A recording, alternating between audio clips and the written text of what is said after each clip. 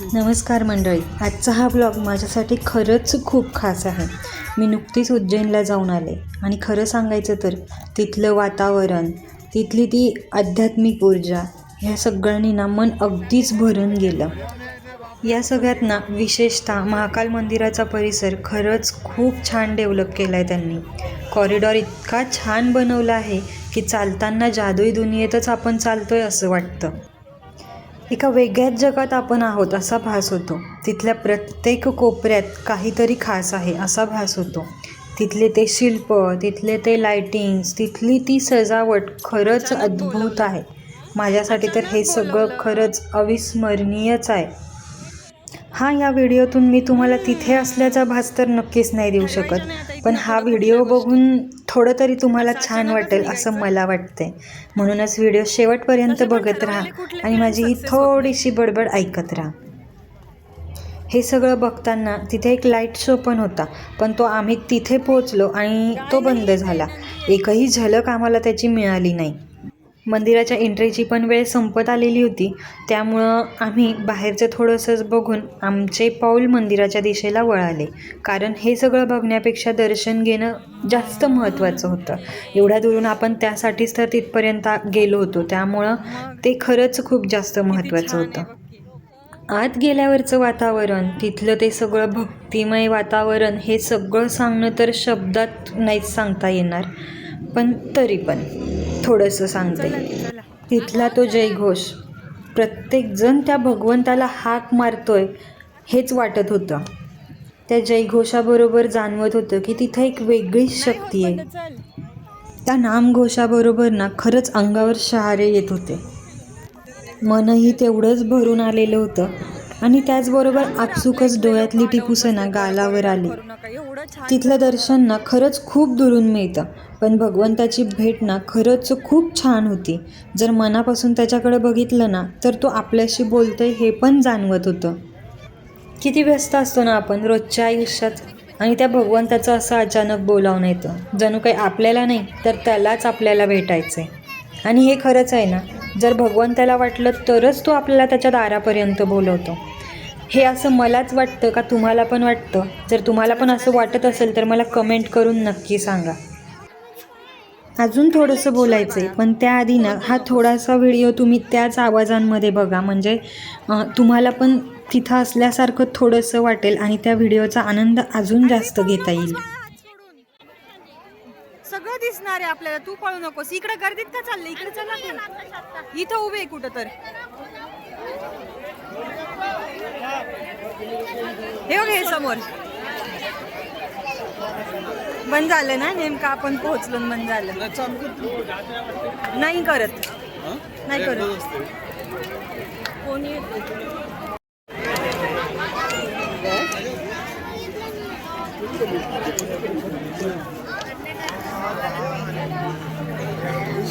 ठीक आहे, झालं बंद. चला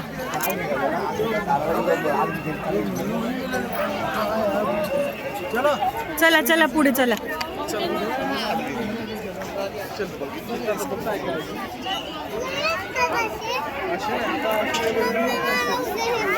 बरं, उद्या बघू आपण.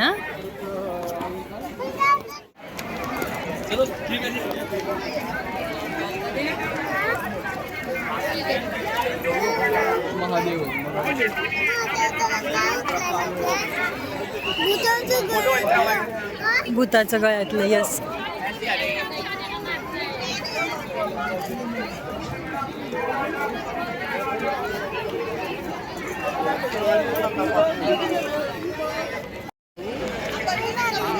हो हो.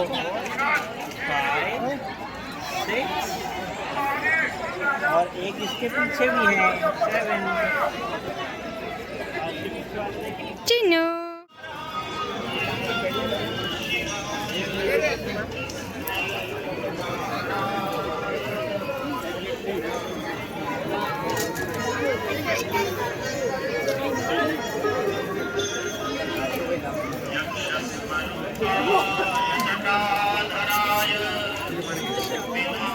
हिला धरा.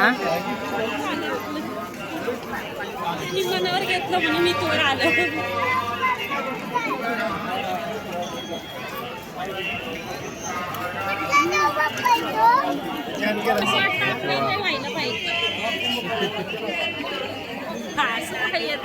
होईल होईल आपल्या इथं पण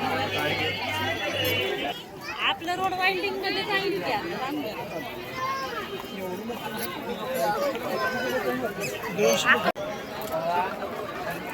200 मीटर कायला विचार करते.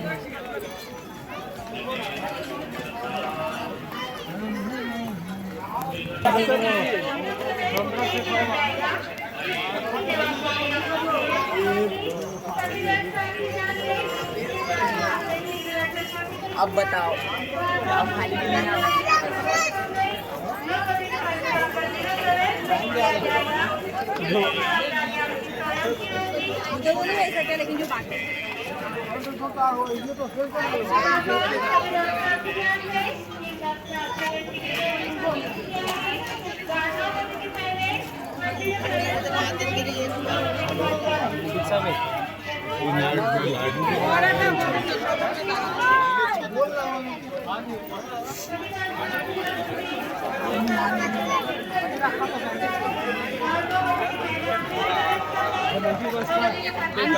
हे काय पुढे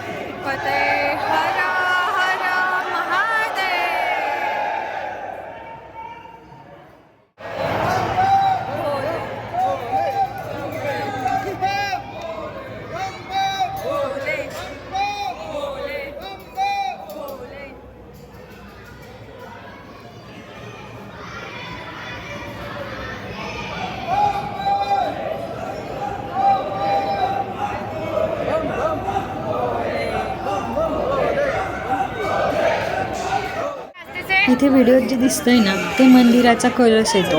मी आतलं शूट तर काही घेऊ शकले नाही, पण हा मंदिराचा कलश तुम्हाला दाखवला. आणि दर्शन खूप छान झालं. दर्शन घेताना ना एक गोष्ट मी त्या महाकालकडे नक्की आवर्जून मागितली. ज्या कुणाची इच्छा आहे ना इथेपर्यंत येण्याची, ज्या कुणाला तुला भेटायचं आहे ना त्या प्रत्येकाला बोलव तुझ्या भेटीला. कारण हे भक्तिमय वातावरण, हे इतकं नयनरम्य वातावरण आहे ना, हे सगळं एवढं छान आहे ना. असे कितीतरी व्हिडिओ बघितले ना तरी तो फील येणार नाही जो तिथं उभं राहून येतोय. त्यामुळे त्या महाकालला मी एवढंच मागितलं की ज्या कुणाला इथेपर्यंत यायचं आहे ना हा अनुभव त्या प्रत्येकाला दे. आणि त्याचसोबत ना निघताना एक खूप मोठं स्वप्न डोळ्यात घेऊन मी निघाले. जर माझ्या पंढरीचं कॉरिडॉर झालं तर माझं पण गाव असंच सजलेलं असेल. माझा विठुराया थाटात उभाच आहे, पण असं जर माझं गाव सजलं ना तर आमचा पण थाट थोडासा काहीतरी वेगळा असेल. चला तर मग ह्या एवढ्या मोठ्या स्वप्नासोबत मी माझा व्हिडिओ इथंच संपवते आणि पुन्हा एकदा त्या महाकालचरणी प्रार्थना करते हे सगळं अनुभवायचं सुख प्रत्येकाच्या नशिबाला दे. आणि आमच्या या 2 हिरोंना मनापासून धन्यवाद ज्यांच्यामुळे आम्हाला हे अनुभवायला मिळालं. थांबा थांबा, हे लिंबू टिंबू नाही, आमचे 2 हिरो पुढे दिसणार आहेत.